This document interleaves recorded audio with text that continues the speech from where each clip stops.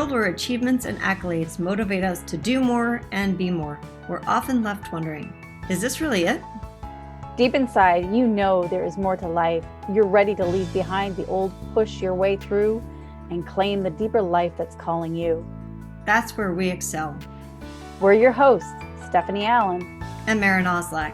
And this is the Soulful Leader Podcast.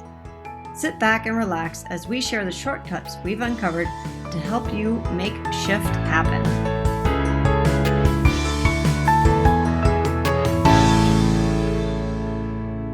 Hi, welcome to the Soulful Leader Podcast. This is Stephanie, and I'm here with Maren. And, this is a podcast inspired by Gandhi for me, because I think of the quote, be the change you want to see in the world. And often, we want something to happen out there, outside of us. We want to change another. We want to change our circumstances by fixing, forcing, and creating something in the outer world. And I know a lot of people have asked me, well, what does it mean to do the inner work or the inner leadership? What does that even mean? I don't understand that. And Gandhi is a really great example. And I use a story like this when I'm teaching in yoga, that a mother and her son go to visit Gandhi. And the mother is very adamant that this child is not eating very healthy. And so she decides she's going to take her son to go and visit Gandhi so that Gandhi could give advice to this child. And so she meets Gandhi and she says to Gandhi, Gandhi, tell my son to stop eating sugar.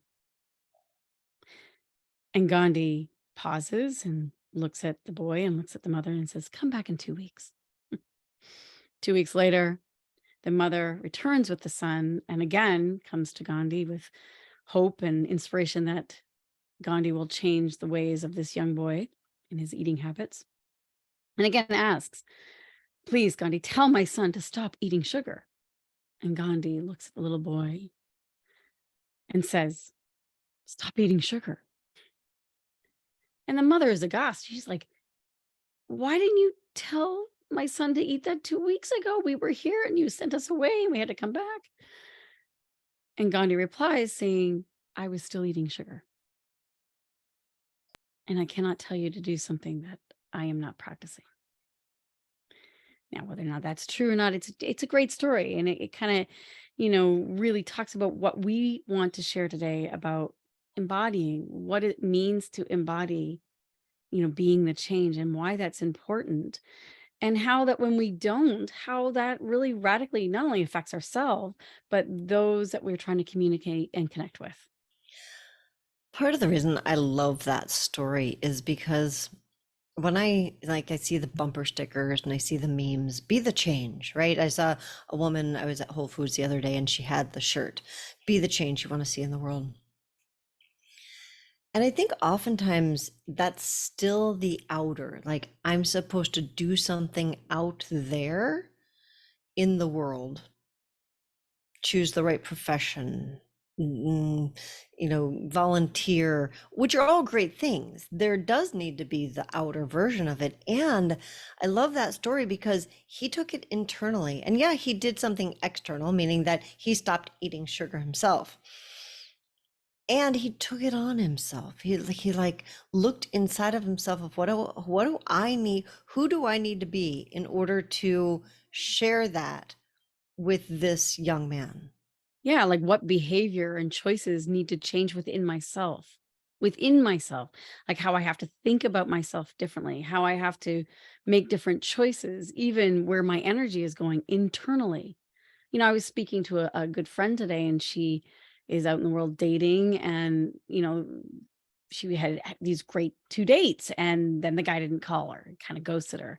And she kept texting me and I was saying, how's it going? And she's like, I think he ghosted me. And I'm like, okay, don't let that itty bitty shitty committee like erode. You have no idea what happens. And that's that internal mindset that is literally driving the bus. It's like we think the worst case scenario is going to happen, or, we tell stories about ourselves. And lo and behold, as we're talking about this, and I said, just breathe, really look inside. Why do you believe that? And it's not about being in denial, but what are you believing about yourself that's making you suffer?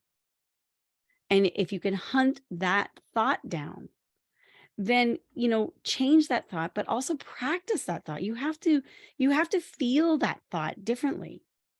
So if you're thinking that, oh, I'm old and I'm ugly and I'm unlovable, like these are things that we often say, or I'm not good enough, you're going to have an outer action that's going to represent that internal thought process. And so, yes, you can change external actions, but without the internal process changing, you're still stuck in that same old rut. So she had to change that internal. And as soon it's like it was almost like snapping her fingers. As soon as she had changed the internal with me, we were kind of texting back and forth. She's like, "You're not gonna believe this. He just texted me." And it's all fine. It's all we're gonna have another date. And I just like how much energy and effort do we waste with the internal dialogue and with the internal process when we don't know how to work with it. Like it's such a waste of time and energy, isn't it? It really is. And I think about that from a leadership perspective. And I mean, the story just was perfect. Gandhi, he embodied leadership, is what he did.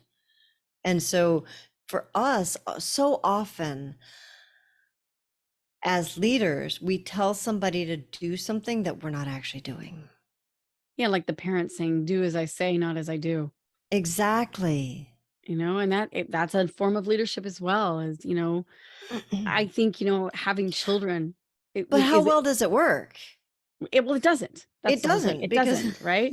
Kids are smart. They're like, "Yeah, right. right, whatever, mom," Well, or and whatever, dad. Like, they may on the surface look like it, but they're going to end up with that same mentality of yeah. I don't actually have to do it. I just need to say it. And it's hard work to do the inner work, to really stop, slow. I call it stop, drop, and go inside. Yeah.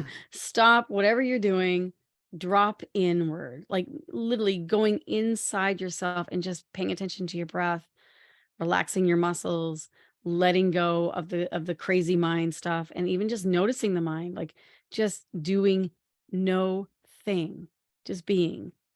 And then really asking the question, doing the inquiry, which we've talked many times about asking a question. It's not about the answers.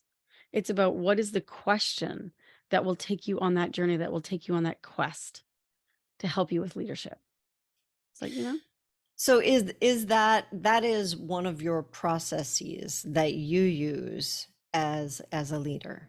absolutely. Like when I get irritated, and trust me, I get irritated all the time. A lot of things So irritate me. I love this. Hold on before you before you go on from that, because oftentimes we think that like the ideal leader doesn't get irritated and they don't get bothered by things and nothing phases them and that's the ideal, Sure. But that, right? that's not real. It's In not fact, in fact, real if you're truly, truly being a leader or even leading yourself as a leader, you are going to be irritated. You are and going to be triggered. constantly, Yes. because you are constantly stepping outside of your comfort zone. And that is painful only because we haven't been there before. That's why it's called comfort zone. And you step outside of it, it's called uncomfortable for a reason, which means you're growing and hopefully you're moving towards something that is towards an ideal that nourishes you, that is, that lightens you up, that inspires you, doesn't So traumatize you. it's Yeah. how you respond to it. It's like what is your process for responding to something that is outside of your comfort zone, Yeah, something that that's triggers a you, great something that, question. right? Yeah, that's a great question. So here's an example. Recently, I was speaking to a colleague of mine who was kind of grumbling and complaining that she didn't have enough clients.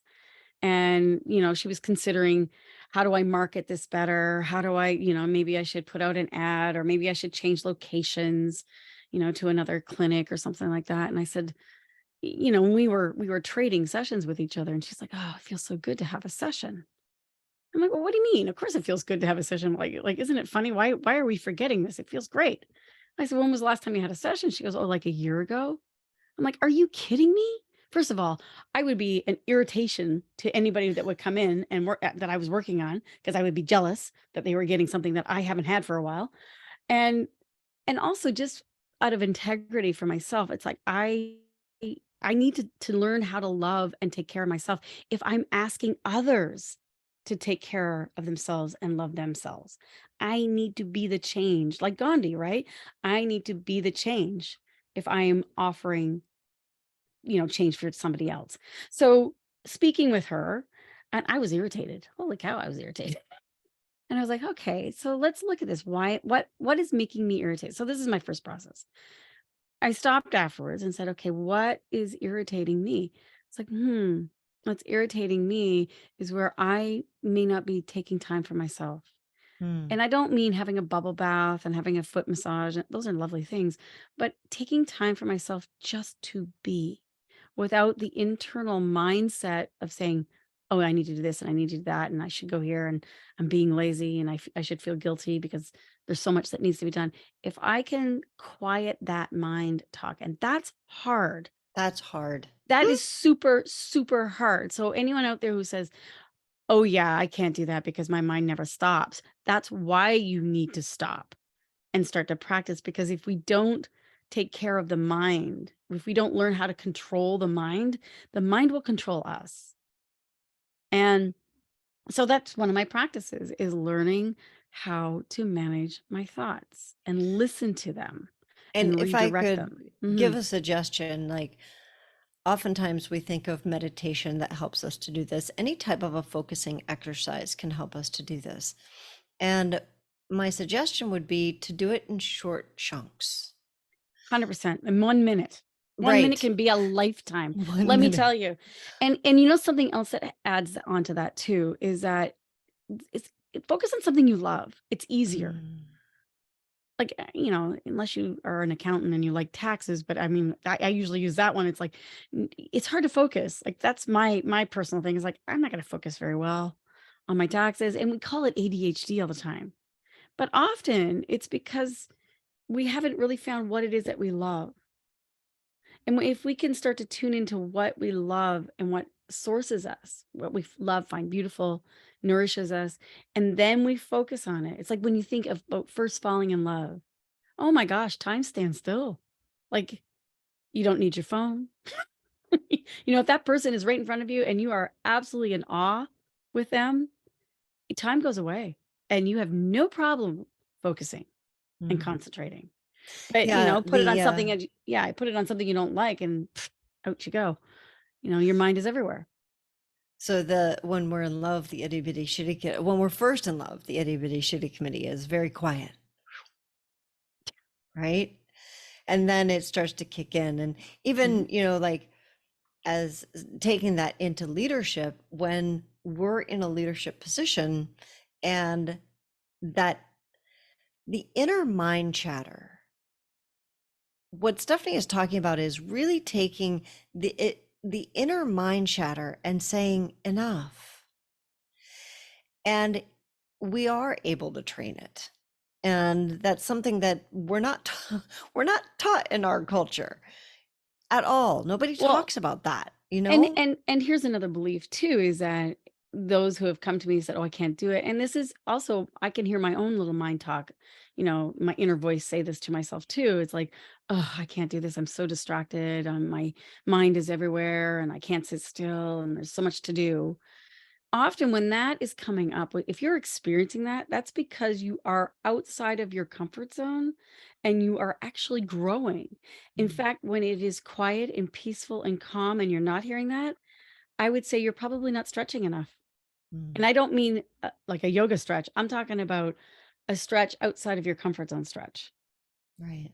So we need The to other change the narrative around believing that when it's all busy, crazy in your mind, that that's actually could be a really good thing.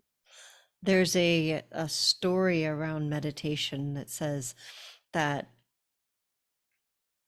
those moments where, we sit down, we close our eyes, and we can't get to say the meditation is to count to 10 without having another thought, which you think, oh, I could do that.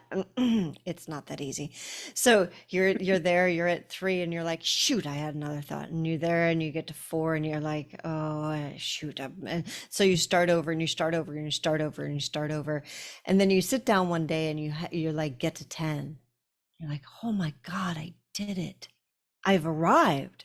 And the next day you sit down and you can't get past 2, Exactly. Like, what right? happened? What happened? And one of the things that the spiritual greats say is that that was a gift. It was a gift. It was like, it's like the carrot in front of the horse. You let the horse have the carrot once in a while so that he's not like, forget it, I'll never get the carrot, right? Yeah, it doesn't feel hopeless. It doesn't feel hopeless. It's like, Mhm. it's a gift for us to feel like, oh, that's what it feels like. That's why I'm doing this. It's not that we've arrived. There is arrival. There are definitely places where we arrive, and then there's more. And then there's next. And then there's, so it's an ongoing practice that we embrace for our lifetime. But isn't it And interesting? We get so addicted to the outer manifestation. yeah, And that we think the outer manifestation is going to give us the inner resiliency or the inner that's the quiet. arrival, right? I Yeah, the got that. arrival, I the got peace of the mind. right. I got my diploma, and then I got my this, and then I got my promotion, and now I'm a this, and now I have this title, and it's always next, next, next, next, next, next, next. And all the time it's like not much has changed inside, because I'm always like, but I'm not quite good enough yet, because the Joneses or this person has, and so that be the change that we started with is, how do we stop that cycle? Yeah. And it's the process that we've been talking about today. It applies to so many things, and it all comes back to that one thing of being the change. And that starts inside. It starts with, let's stop that itty bitty shitty committee. Let's invest in ourselves. Well, and I think even what you said, like, let's stop the itty bitty shitty committee. It's like we want to kind of like just silence it and squash it. And of course, the more you try to do that, the louder it gets. Mm, I would even invite listening to it, but from a place of that you're an awareness of it, that you're not it, but that you are aware of what it's saying, and even asking it being the voice or the thought, a question. It's like, asking mm, it, what is it needing? And it might be, what is it needing from me, like from yourself, or what is its intention for you? mm. And sometimes you get some pretty interesting answers. Yeah. As it's just ramping up and going off on a full tangent, and you actually be present to it, and you say, hey, hey, itty bitty shitty, talk to me. Like, what are you really needing? And it might say, I just need rest, or I need to play more, or I just need to be heard, or whatever. And you're like, oh. And if you look at it as a child, like a little child, Mm, this is like an inner parenting, really. If you look at it as a little child and you say, oh, you're hurting, you're needing something. How can I give that to you? How can I give that to you? What are you asking from me to give it to you? And you might be surprised what it says. And I find that's a really great practice. And the other practice, of course, is, if you're practicing this, is to not be a critical person talking to the inner child. Because that's often what we do. We're like, that's enough now. Go to your room. Stop talking. You're annoying me. And that's not helping the child that just got sent to its room, who's having a temper tantrum inside, and who knows what's going on inside. But if we can face it with love, I think that's the most empowering leadership quality anywhere. If we can do that internally, then we show up externally different to the very irritants of our life. So going back to that woman who was sharing with me, my colleague, who was wanting to have more clients, but not really being the change. She wasn't really being the client that she would like to attract. 'Cause Mm. she would like to attract clients who are coming regularly and are looking inside and taking care of themselves and care about their well-being, but, are you doing that? Well, no, I don't have time. I don't have energy. Do your clients say they don't have time and energy to come in for a session? Well, yes. I mean, this is so interesting, right? It's like, well, guess what? You're driving the bus. You can change this whole trajectory. What if you stopped and looked inside and addressed your needs and took care of your health and booked yourself a regular session? Then when people show up, you are being the change. Right. You're actually embodying it. And here's a hint to self too. This is also as a parent. How many times do we get jealous of those that we're serving or those that we're leading? And Mm. this is true for parents. I see it all the time. They live vicariously through their children. They wish that they had, won the award or had gotten the relationship or had the job or the career, whatever it has been, and they're living through that child instead of living their own true life. How much more liberation does that give a child when they witness a parent instead of do as I say, not as I do? And switch that around. What would that do to a child if they watched a parent do as I do and I don't have to say anything? And that's the thing is your child will do as you do. And even as a leader, your subordinate, your team members, they will do as you do, not as you say. And I think that's where we get so frustrated is we tell them to do one thing and then they come back and they've done something else. And that's because we're not actually walking the talk. Yeah, and now we can kinda get into the perfectionism on this with that too. It's, "Oh my god, I gotta be perfect." And that's not true either. Even admitting saying, "I'm working at learning how to love and take care of myself and nurture myself, and I'm not perfect and I make mistakes." So even how someone is witnessing how you navigate making mistakes Mm. and how you're kind and gentle with yourself actually creates an environment for trust and safety for others to make mistakes and know that they can come to you and go, "Oh, I'm really struggling. I made a mistake and I need your help." It actually makes space for that. Yeah, I love that. I was just thinking about that in my own life where, and speaking of, we keep growing as leaders. And I recently had a conversation with somebody on a leadership level, and I was frustrated with what they were doing. And just in our conversation, I'm realizing I didn't do exactly what we're talking about. Like, I didn't take and look inside of myself and say, ah, that's where I'm not doing that for me. Mhm. And so now I have an opportunity to shift that and go, great. That's going to help me to lead more authentically. And when we say a better leader, it's not good, bad, right, wrong. It's like I want to keep getting more and more authentic and allow those around me to do the same. And that takes a mirror. It takes me doing what Stephanie was saying earlier of taking a moment of time out. You'll notice that when she got done talking, I had a pause because there was a moment of time out that was going on inside of me of like, oh, I see where I'm doing this right now.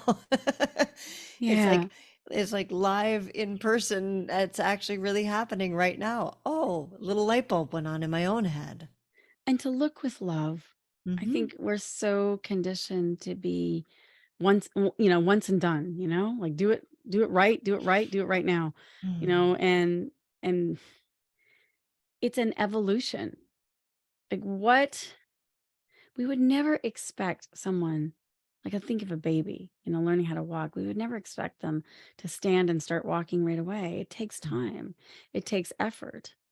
And we don't shame, we don't blame, we actually encourage. And if we can be that for ourselves, it's amazing how that changes the environment around us and allows that to help others do the same too.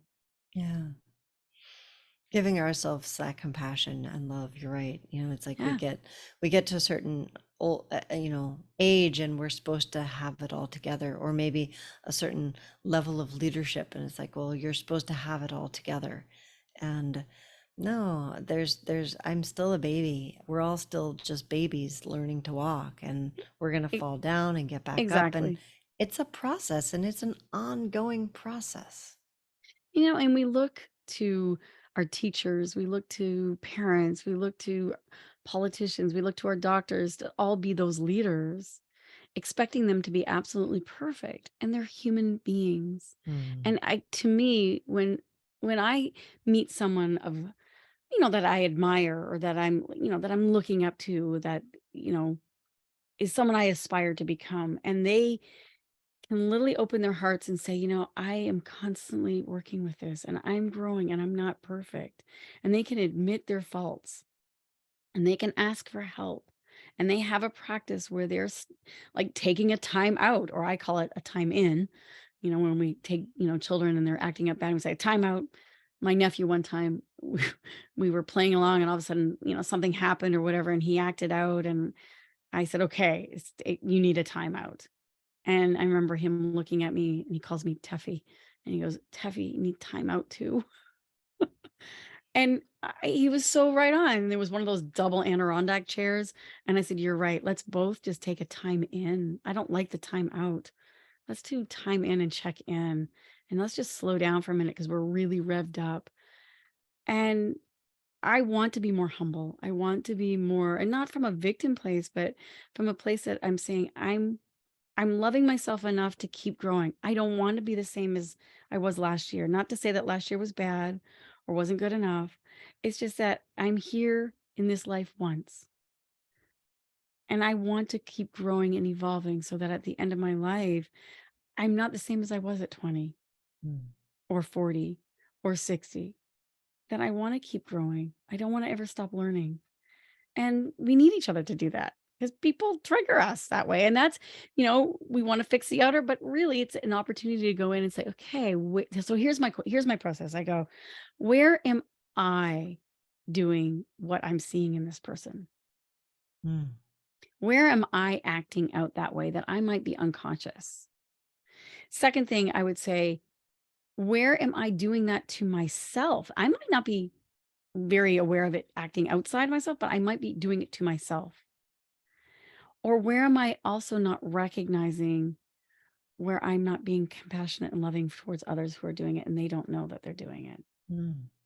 So I often will look at that, or I'll say, who am I being called to become?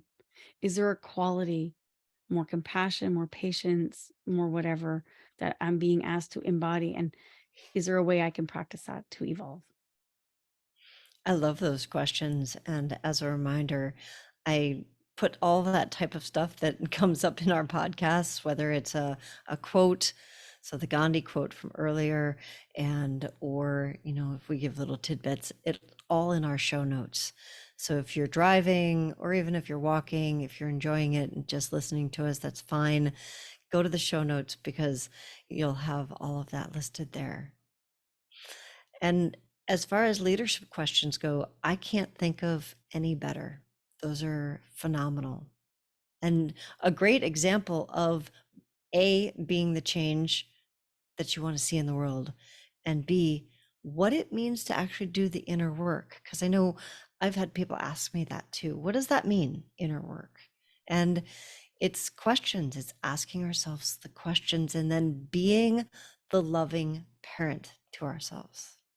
Yeah, because otherwise we just keep into that blame and shame, blaming others for not being perfect, or shaming ourselves for not being perfect. And that's impossible. We're here to grow. And the world needs us to stop. It's like I heard one of our teachers actually says, "Stop boring God." Like, it's so boring when we do the blame and shame thing. Let's move on. It's time. It's So time. please join us in moving on, and we will be continuing our podcast, not moving on from us, hopefully, but moving on with the blame and shame game. So we will see you all next week on the Soulful Leader podcast. And remember, you can find us both on Facebook and on LinkedIn under Soulful Leaders, and now on YouTube, also under Soulful Leaders. Thanks so much.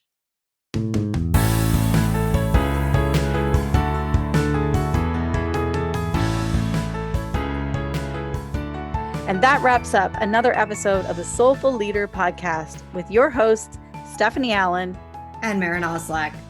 Thank you for listening. If you'd like to dive deeper, head over to our website at thesoulfulleaderpodcast.com. Until next time.